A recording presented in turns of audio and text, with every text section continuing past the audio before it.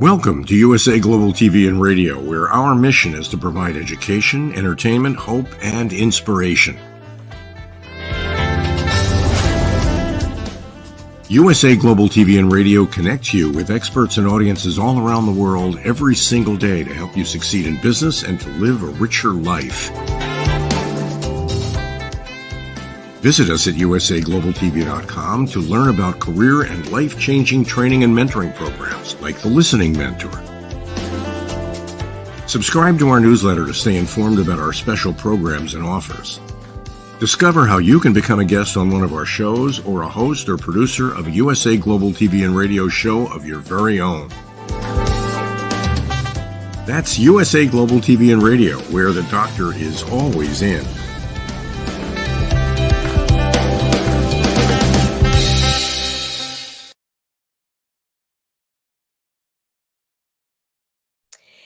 Good afternoon, good evening, good morning. Welcome to USA Global TV and Radio. I'm Dr. JACALYN KERBECK, and our show today is the power of etiquette and manners. And as you know, if you've been watching us before, this is a show in partnership with the British School of Excellence.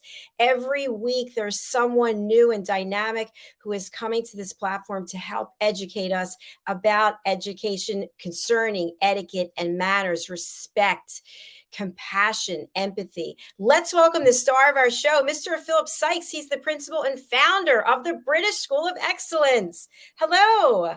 It's Friday. Yay! How are you? I am so well. I've been traveling. I just got back today, and it was the first actual business trip I've taken in years, and especially as a business owner. So it was really spectacular. How are you doing? Very well, very, very well. Lovely to see you looking so fresh and lively and, as always, full of energy, even though the fact that you've been not traveling around the world, but traveling across your big country. Philly, how was it?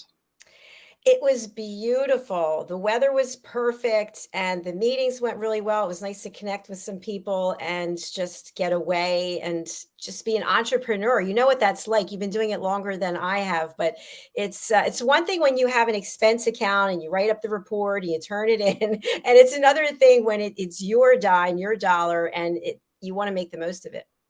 So you didn't go first class? I did not. I was in baggage. No, I'm kidding. You know, this is something as an organization, and it sounds all very grand. Before COVID, I used to do a huge amount of traveling around the world to most incredible countries. It really was amazing. And, you know, clients booking us and that sort of thing. And they would often ask, you know, which class would you like to fly in? And not that they were going to agree to which class you fly in, but I always suggested economy because at the end of the day, it's, even though as nice as it is to fly in the front of the plane, it's one has to be, I think, vigilant and also respectful. And I think that always gained a lot of respect with the people we engage with when we were traveling globally, and it made a big difference. It certainly does. It really does. And what you're doing makes a huge difference. And I've said this before, and I keep saying it because every single word of it is true. Your train the trainer program, the graduates that you have who come through your school and then come onto this platform are truly making such a difference. And I thank you for collaborating with me and helping to bring etiquette and manners to our audience around the world.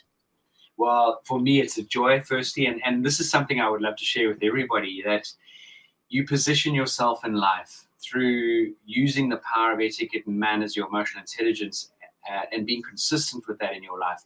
And that leads to so many doors opening for you because people respect and realize who you are and how you perform and how you build that amazing bond and trust with people because of the way you engage and behave. And it's really fascinating because we're doing an amazing tour in June here in the United Kingdom, and it really is an amazing immersion into UK culture, just going to Ascot, going to afternoon tea at the Ritz Hotel, going on the British Pullman train where the royal family travel on, and so many other things. And I like to get familiar with who we're engaging with.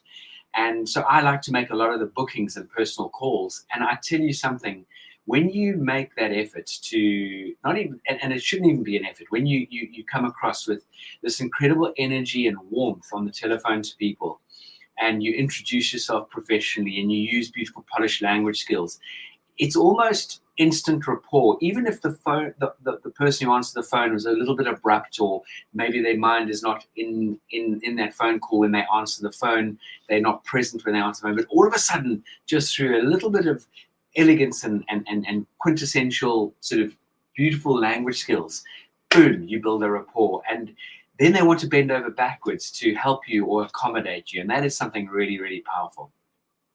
It absolutely is. And I think you bring up a good point, Philip, which is when you encounter someone who maybe doesn't have the same education or the same background, they come from a different culture. Either way, around the world, we all are living our own lives, our own journey. How do we treat one another in a respectful way when we have different backgrounds? For me, it's all about just being polite, kind, courteous, being thoughtful. And it's something that is absolutely fundamental, is being very, very present and having strong situational awareness.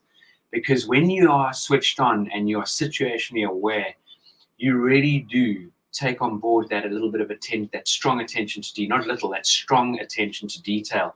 So just to give you an example, if you, let's say, board a train or board an aircraft and you think you can talk at the top of your voice because, hey, now these days we've lost that self-awareness. And it happened to me going into London yesterday. I had a couple of meetings lined up in London yesterday, and I was sitting on the train, and next minute someone plonks himself opposite me, opens up their laptop, and literally starts having the most like a full-on business conversation, top of his voice. And that for me is disconnecting and disrespectful, no matter where you are in the world. And I think we as human beings, our attention spans become very short, and we are not honed into being present and mindful and respectful of who is around us. And that goes back to your exact question. I know I went a bit off track there, is that we do need to take on board who we are engaging with and where we are at that moment in time, mentally and emotionally. And we need to switch ourselves on when we are connecting with people. Absolutely. Thank you for that, Philip. And for our audience who sees the title of the show and wondering where is Lisa Burdett, we're waiting for Lisa. She will be joining us hopefully momentarily. So something just happened today that I think is really in alignment with what we're speaking about. I was on this flight, and the row behind me, there were three women who were obviously traveling together. They were all mothers, and they were having a really good time. They spoke the entire flight about their children, and it was kind of loud, and I could hear everything they were saying. I mean, in my mind, I'm putting together, well, she's a husband, she's got two sons, and he size this, and so I just wondering, what is the etiquette when you're on a plane? Because everyone can hear you. Anyone who's in the area, should you just be quiet, or is it proper etiquette to go ahead and have full-on private conversations? I think having conversations is wonderful, but just realizing that you've just got to just literally tone it down. And maybe there is a lot of background noise, but again, it's that situational awareness. It's the same scenario, just going back to what I shared with you a few moments ago. Funny enough, this Friday, every now and then, Kerry and I have an opportunity to meet for a coffee. And we've got this lovely little quintessential coffee shop in a village called Ripley. And we sat upstairs with our dog and chatted. And there was a gentleman sitting most probably 2 meters away from us, having a full-on conversation that he might as well have included everybody in that conversation. He did not need to be speaking at the volume he was speaking at. And I think this is where we've gone really way off kilter as human beings. We don't really take on board or care too much about what's going on around us. And we think we can just talk, behave, or whatever it might be, in a way that we feel we want to sort of conduct ourselves. And I think that really draws down to lack of mindfulness and being conscious that not everyone wants to be involved in your conversation. On the contrary, it's not appropriate to share everything in sundry. I wholeheartedly agree with you, especially if it's anything that we wouldn't want our significant other, our family members, our friends to find out that somebody overheard something on a plane because we were just acting like nobody else was there. Absolutely.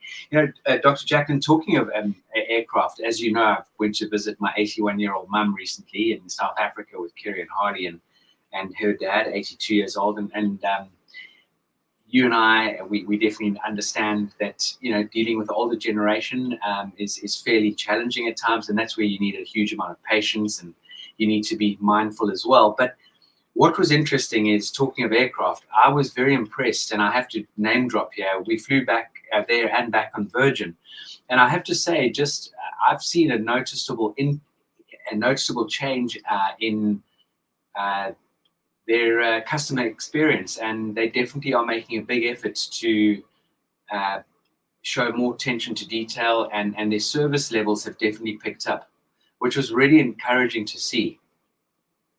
That is great news. Absolutely. And Philip, something else I really just want to applaud you for, just in terms of etiquette and manners and professionalism and entrepreneurship, is that a number of people have walked through your doors and sat through your courses and have started their own venture in terms of being part of your organization in another part of the world. Can you talk a little bit about this as we look to grow knowledge about etiquette and manners? It's, for me, Dr. JACALYN, and to all of you wonderful audience out there who take time to listen and watch the show either live or later on and catch up. This is, I think we all hope to find or look to find a calling in life. And I know truly deep down, and actually I get goosebumps when I share this with you, is that we all have a potential calling. And I actually get very emotional about this, because we as an organization, the British School of Excellence is way bigger than I am. Maybe I'm the face of the organization. I don't want to be the face of it per se, because this organization is a lot bigger and bolder than I am or what I will ever be. The vision and focus of this organization is to grow it exponentially, for it to become the household name in helping people develop their confidence and build their skill set so that they can put their best foot forward. And in doing so, what's wonderful is, and rings so loudly in our ears, is that there are so many amazing people out there that, as you mentioned, have walked through the doors here, who have now taken on board the British School of Excellence as a brand in their respective country. But not only that, people have taken on the coaching and training and learning, and then set up their own organization, which we fully support. We help people grow their businesses. That is what this is about, because the more we can help people either develop under the brand of the British School of Excellence or under their own brand, the more we can make a change in this world. Just for example, today, I sent an email to an amazing past trainer alumni in Switzerland, and another amazing trainer alumni also based in Switzerland. Her name is Melania Quinn, and she's called her school Quintessential Etiquette, which I love it. She's used her background and her name, and she's half American, half Swiss, flew as a stewardess, done quite an amazing amount of interaction with people across the world in service.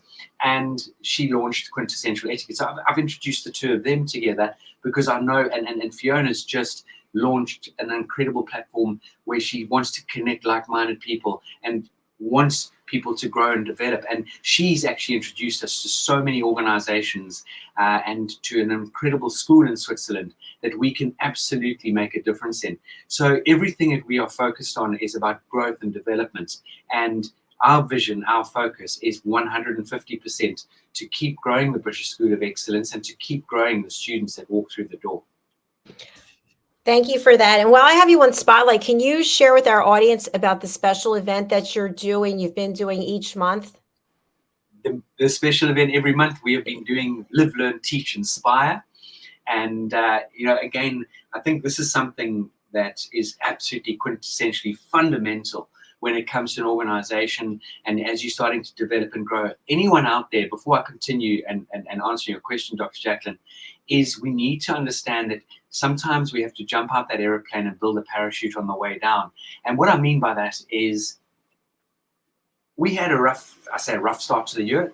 The year didn't start maybe the way we wanted it to start, in the sense of bookings and business. But the business started, which is great. We're here almost 10 years now. We got through that wretched period, as hopefully a lot of people didn't. Some people didn't make it.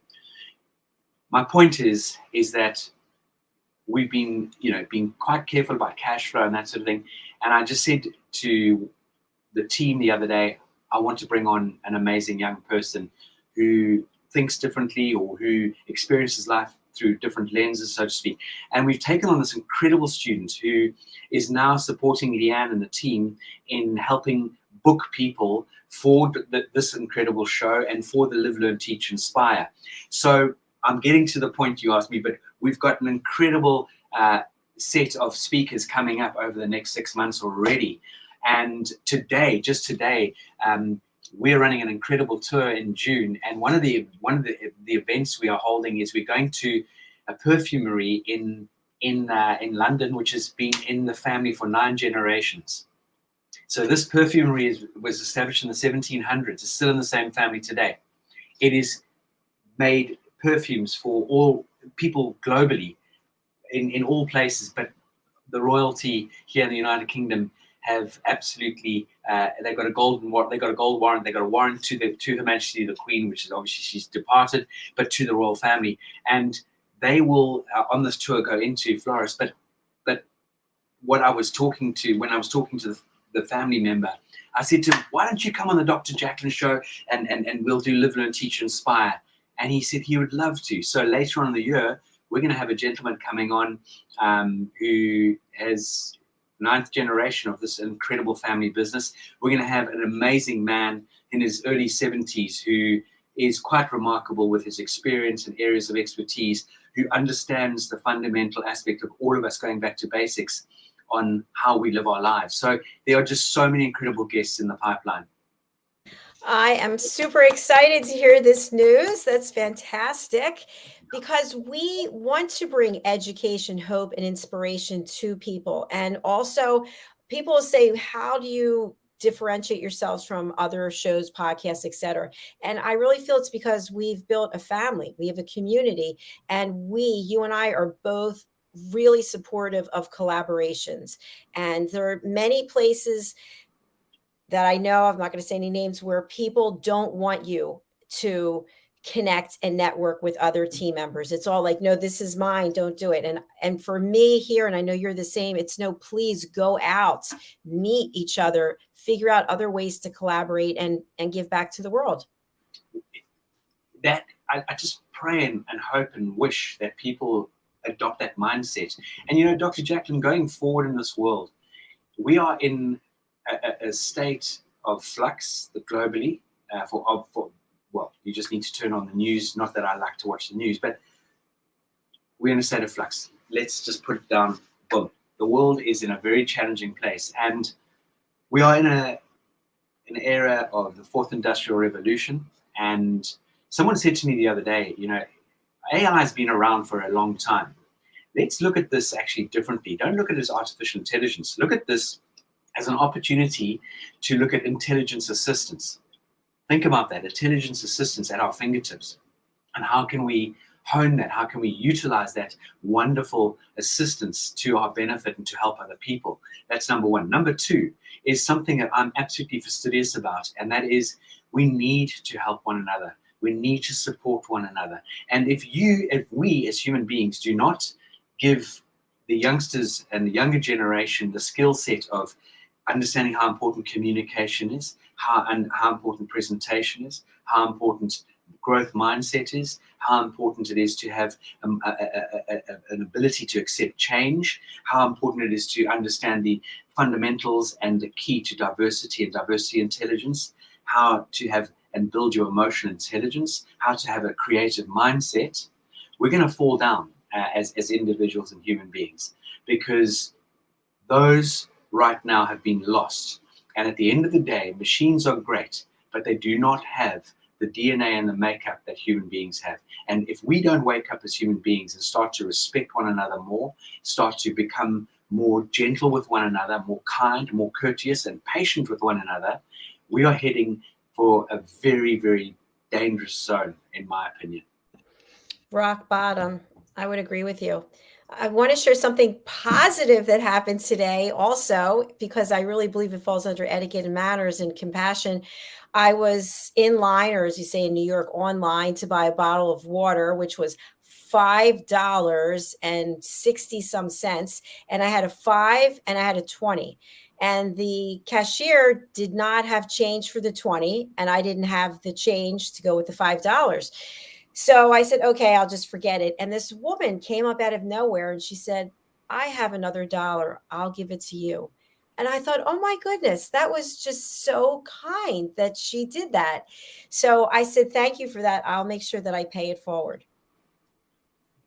And oh, I love that. It gives me goosebumps. And just think about how that small gesture can make such a big difference. And out of everything that happened to you today, that is something that will resonate with you most probably for the rest of your life.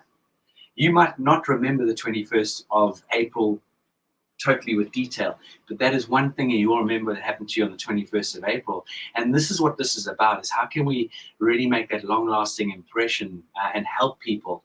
And something similar happened to us in South Africa. We were visiting for some crazy reason.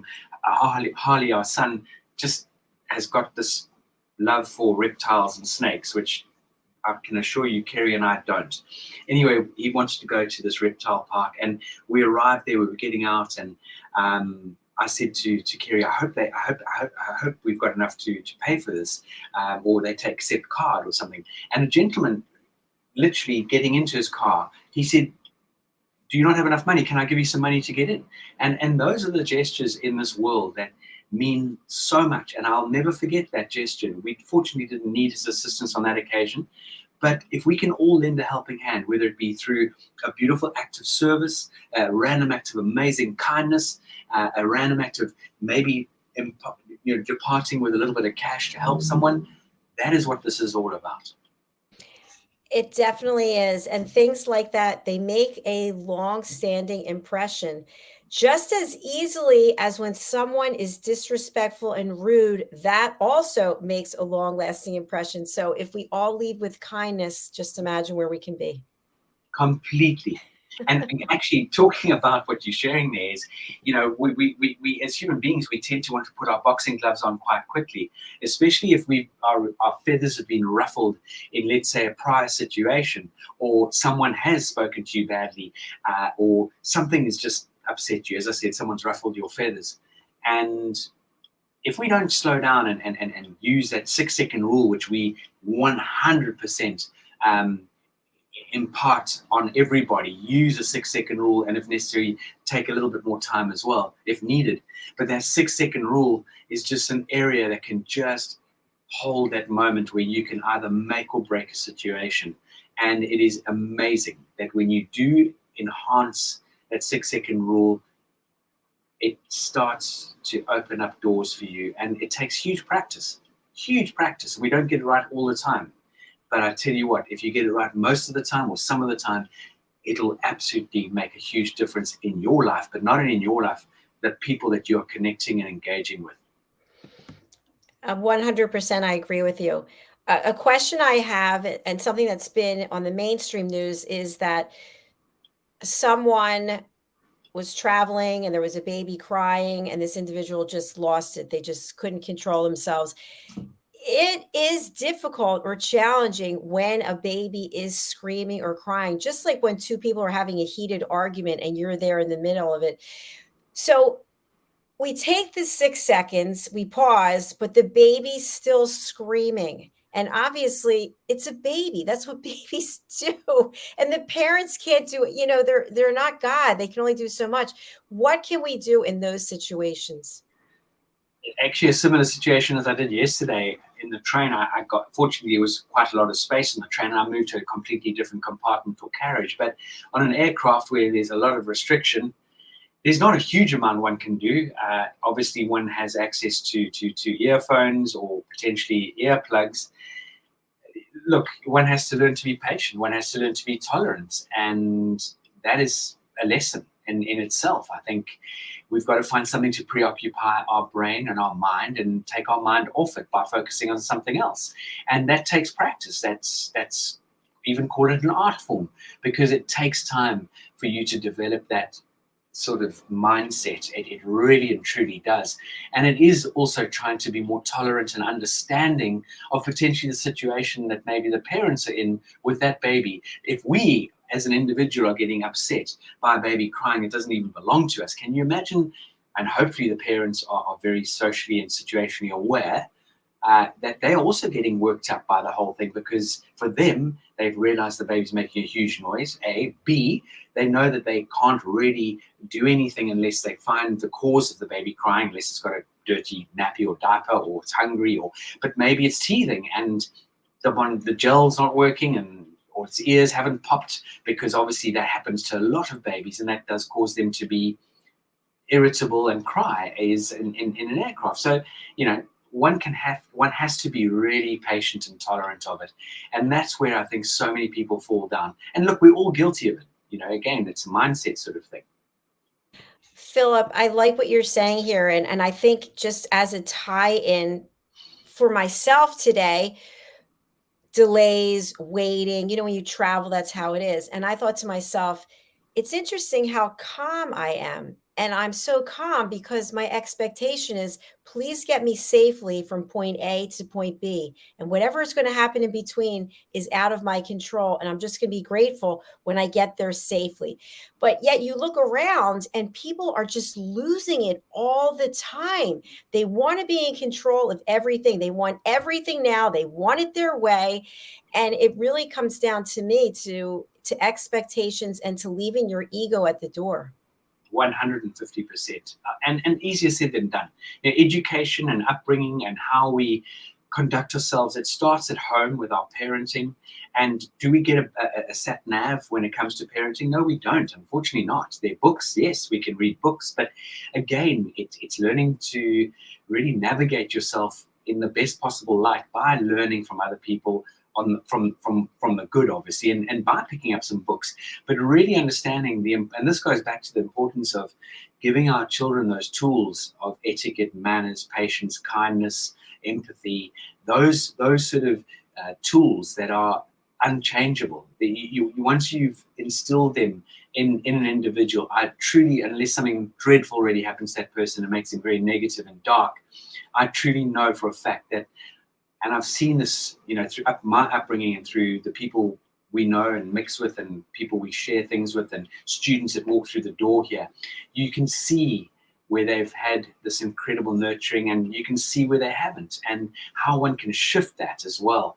So I think, Dr. JACALYN, this is a very sensitive area. We as human beings, as I said, we've rapidly changed in our outlook, and we've rapidly changed with this me attitude, this instant gratification.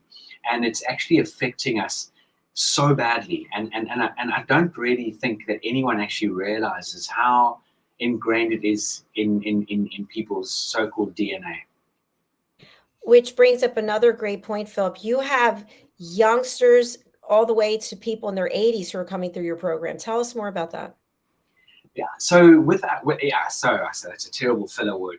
With our children, we've got the most incredible tutor, trainer, instructor, coach, Sheena Makwana, who actually spent a lot of time in the airline industry, worked with VIP guests in all the executive lounges. She's actually coming up to early, I think late 50s, early 60s, and she's back flying again because she wants to be working and conducting herself and helping people. And she came through Train the Train in 2017. So Sheena works with a lot of our youngsters in many capacities. I do as well. I love it. Leanne and the organization, again, engages with our teenagers with our mindset and motivation, mindset and resilience, and then our mindset and money. And funny enough, recently, Lorene Phillips, our partner all the way in Bermuda, delivered a 3-day program to a wonderful, beautiful school called Chapmore in Bermuda on mindset and resilience, mindset and resilience, and it went off exceptionally well. And then we delve into the polished teenager. So those are teenagers who are going to be leaving school and going into universities. Now, this wonderful young lady we've taken on board has actually put together a wonderful sort of vision board on connecting with youngsters and preparing them for university, not just as a polished professional, but what to expect when they go off to university. What can they expect? How can they handle themselves? How can they best perform when they get to university? And that is going to be a program we're going to look at rolling out, I would say, within the next 6 months. And then we've got the polished professional, which is focusing on business etiquette, business excellence, social etiquette, and social skills, because they fall hand in hand with each other. And then, as a lot of people who know our organization, and for those of you who don't, we have Train the Trainer, which is our 5-day intense flagship program, where we take you on a journey for 7-8 hours a day for 5 days. And we give you some of the most incredible skill sets and tools on how to coach, how to train, how to shift your mindset, how to help other people shift their mindset and make a difference in this world. And then there's EQ programs. We've got styling courses. In other words, how do we dress? How do we focus ourselves every single day? How do we show up every single day? And as a brand, we do have some wonderful experiences as dining etiquette. We have an English afternoon tea etiquette experience, and we do this via Zoom or in person. So many wonderful courses and opportunities. And then we've got our experience section. And as I mentioned earlier in today's program, we have this wonderful tour in June where we are going on an amazing old steam train where the Royals travel with butler service. We're going to be going to the Ascot Racecourse on Ladies' Day. We've got an evening on a river cruise on the River Thames, a dance dinner evening. We're going to go to the Lion King Theatre. We're going to have tea at the afternoon tea at the Ritz. We're going to do a flower making course. We're going to do a calligraphy class. We're going to do some coaching and training sessions, and there's much more to that. So as a brand, we are focused on giving you the most incredible experience and tools for life. That is quite a lot of value that you and your organization are providing. Thank you. It's a joy. It really is an absolute joy. You know, obviously there's a big event coming up very soon, which is the Coronation. And I think we have a guest on this show next week, but it would really be fabulous right now if you could give some basic guidelines for manners and etiquette when it comes to attending the Coronation. Attending the Coronation, well, firstly, and I didn't get the invitation in the post, unfortunately. I've been actually phoned up by a few TV stations, and I'm hoping to be working with 2 presenters coming over from LA on the 4th and 5th of May. The Coronation is all about festivity, and there are going to be many, many street parties out through the streets of London and throughout the UK. I know for a fact that many of the little villages outside London have had permission to close the roads off so they can have street parties. There will be a huge amount of flags flying, and there will be great celebration as King Charles is obviously brought to the forefront and actually, now officially put in the position as King of England. And one should always be aware that there's no difference between royal etiquette and royal etiquette, normal etiquette, or royal manners and normal manners. There is a difference with protocol, very much so. So if we get, for example, we're invited to the Coronation, and let's say there was going to be a sit-down dinner off the back of the festivities, then one would absolutely have to know how to connect, how to engage with His Royal Highness and with all the royals and all the people and guests that would be present, and where you would be seated and what the form is. But going back to basics, your table manners need to be on form, as they would need to be on form whether you were dining with your mother, your grandmother, or dining in a public place, in a restaurant, in a cafe. And so I just want people to understand that etiquette and manners are about being consistent and about being thoughtful, kind, and minding everything that you're doing, and just being unaware of what you're doing. What is coming out of your mouth? Are we thinking before we speak? Don't put your foot in your mouth, as they say. And the whole thing about the etiquette and manners around any event is really being mindful, being polite, and knowing what the form is. What is expected of you, and what is expected of us is not necessarily common sense these days. What's expected of us to show up with a positive, open mindset, to engage with people on a very dynamic and wonderful personal sort of level. And I know I've given a very broad sort of stroke on this, but it's not really pinning down one particular action or form. It's just understanding that there is a conduct and a way you behave when it comes to any event, obviously, especially the Coronation, and not to get too indulged in alcohol and to be falling all over the place and to be, talking at the top of your voice. And those are the sort of things that I think we just need to be mindful of. It's just the same sort of rules and guidance that you would need if you were going to the races. So, for example, Royal Ascot, you definitely see people having a jolly time and maybe 1 or 2 glasses of champagne are being consumed. But give or take, there's still a tendency for people to behave. And then on the other side of the coin, you get those people who just don't know how to behave, whether they've got a lot of alcohol in them or very little alcohol in them. So just be mindful and make it a celebration, and don't make it about you. Make it about all the people that you're surrounding yourself with. Thank you so much, Philip. And you did share that you had not received your invitation. I have not received one either, which brings up another topic as we get ready to close out this show. What if you'd like to be invited to something? Now, the coronation obviously is a major global event, but what if you've learned of something that's taking place and you really want to be invited? Do you pick up the phone and say, "Hi, I'd really like to come to your event, but I didn't receive an invitation"? What are your thoughts? Well, I think if you were the talented Mr. Ripley, you would find a way to worm and weave your way in there. For any of you who've seen the talented Mr. Ripley, it's basically he's a fantastic con artist, and he finds a way to make things happen. Dr. JACALYN, yeah, that would be bad manners to pick up the phone and say, "Where's my invitation?" or "Can I get an invite?" I think the best possible way to do that is if you might have a friend or someone knows the event coordinator, organizer, and there's a possible opportunity to get an invite, then go down that route very, very sort of subtly.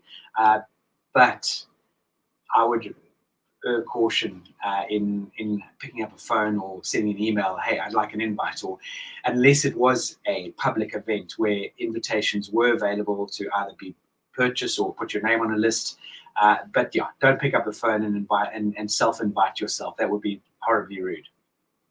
As an extension of that, thank you very much, Philip. It is wedding season coming soon, and you have a +1 or you have some children, and you really are not going to enjoy yourself unless you bring your significant other and or your children. Can we contact the bride-to-be or the groom-to-be and say, "I'd love to bring a +1 or my children, my mother"? What are your thoughts? No, you're shaking. A little bit of history, and I don't want this to come across the wrong way. My mum's brother joined the Royal Navy as a very young man, and he had a phenomenal career in the Royal Navy. And he married someone who came from the upper echelon of society and very clear on etiquette, manners, protocol. And when her son was getting married, literally her expression was "no ring, no bring." In other words, if your partner you were not engaged or you were not married, it wasn't even an option. No matter if I had been dating that girl or my brother had been dating a girl for a long, long time, no ring, no bring. It is absolutely down to the bride and groom's decision of who they invite. And don't forget, A, it's an expensive event. B, numbers tend to be limited.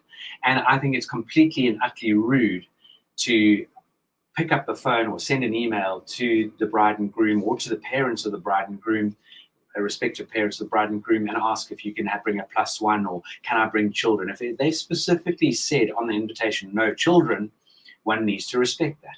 So you need to make a plan. Either you accept the invitation or you decline. It's not really more difficult than that. You've got 2 decisions: decline or accept. But if you accept, then you need to accept the form and the protocol attached to that engagement. I love that. No ring, no bring. So simple. So clear. And the other thing I think, Philip, is for the person hosting the event, let's say the bride and groom, this is a huge day for them. And for person attending, it's not going to be the level of importance or significance, most likely, that it is going to be for the host and hostess.